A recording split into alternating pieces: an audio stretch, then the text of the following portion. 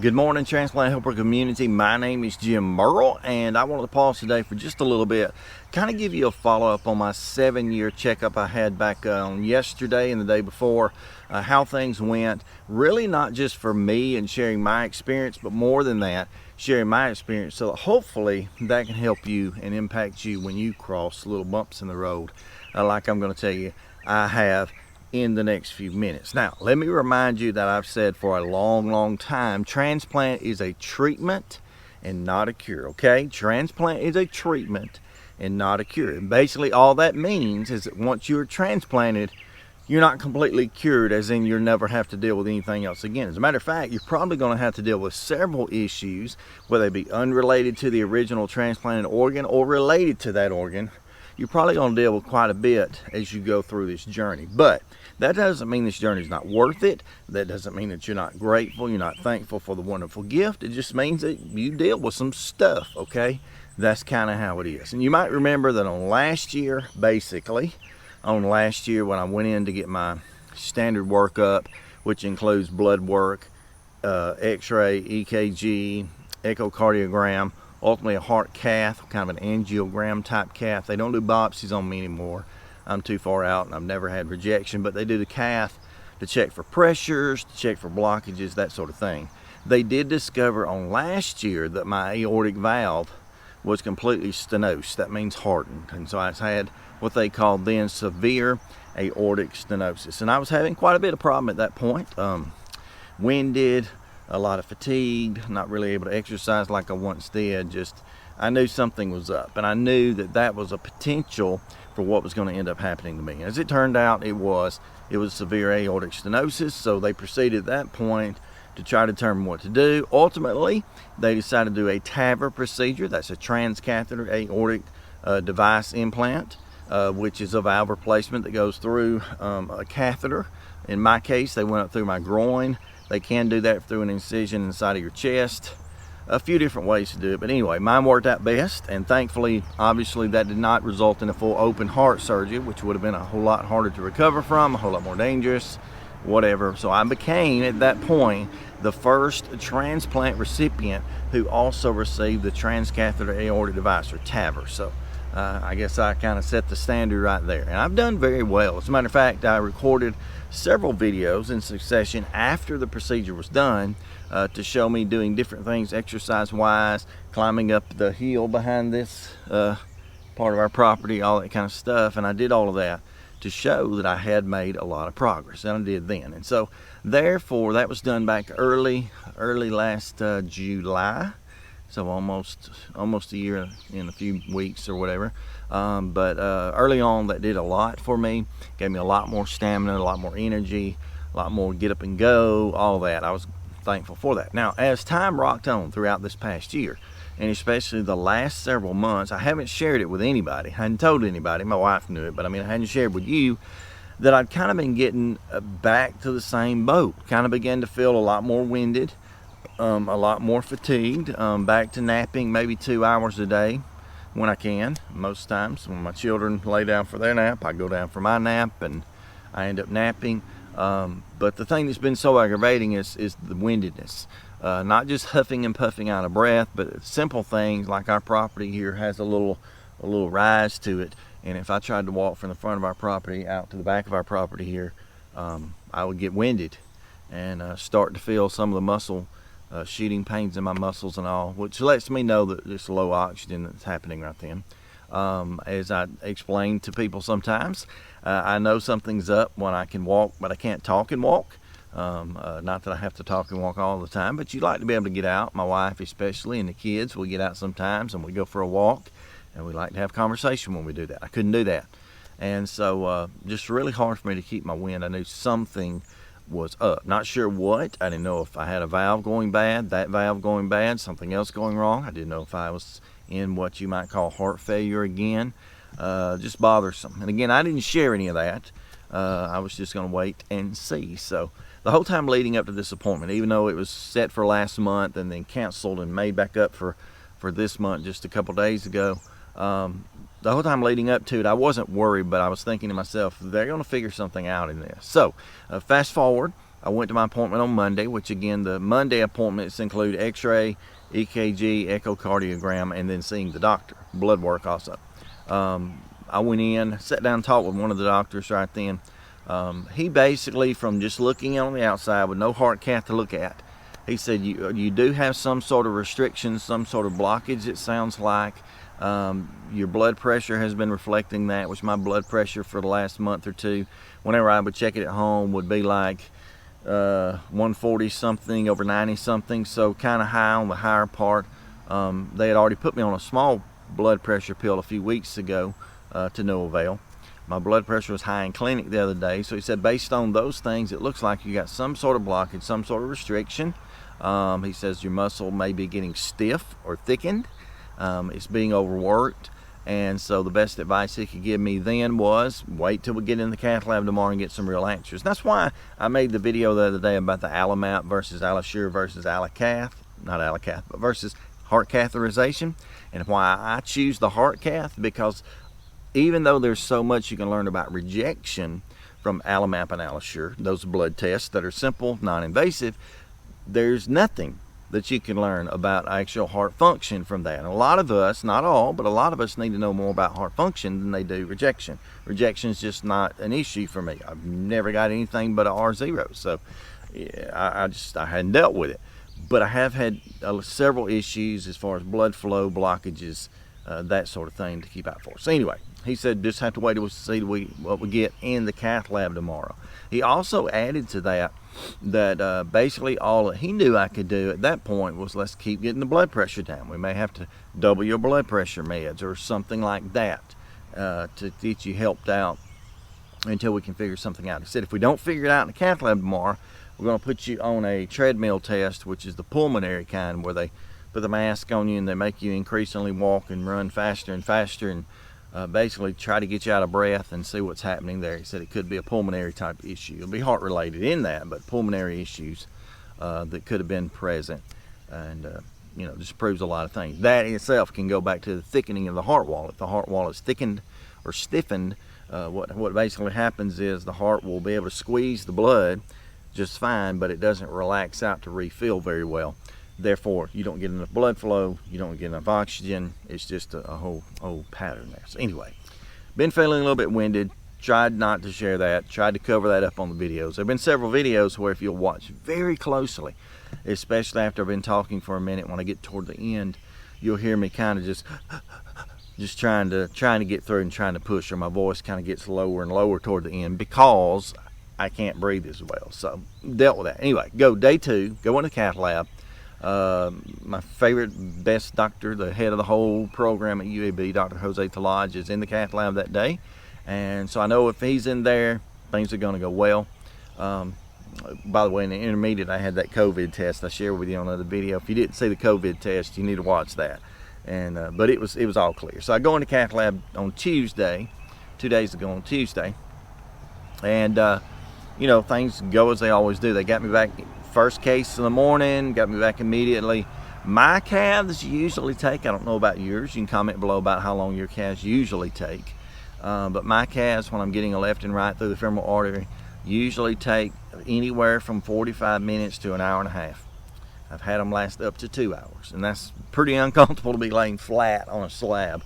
But anyway, my calf usually lasts about that long. This one lasted about that long. We got most of the way through the cath, and of course Dr. Talaj is already curious. He knows all the information from the echoes and the EKGs. The EKG has shown a little bit of a bundle blockage and stuff, so he knows there's something to look for. He gets about halfway, maybe a little more than halfway through the cath, and he said, Jim, we're going to have to add some medicine to you. He was talking about adding some special contrast dye to you that's going to make you feel hot when we put it in. So he did that.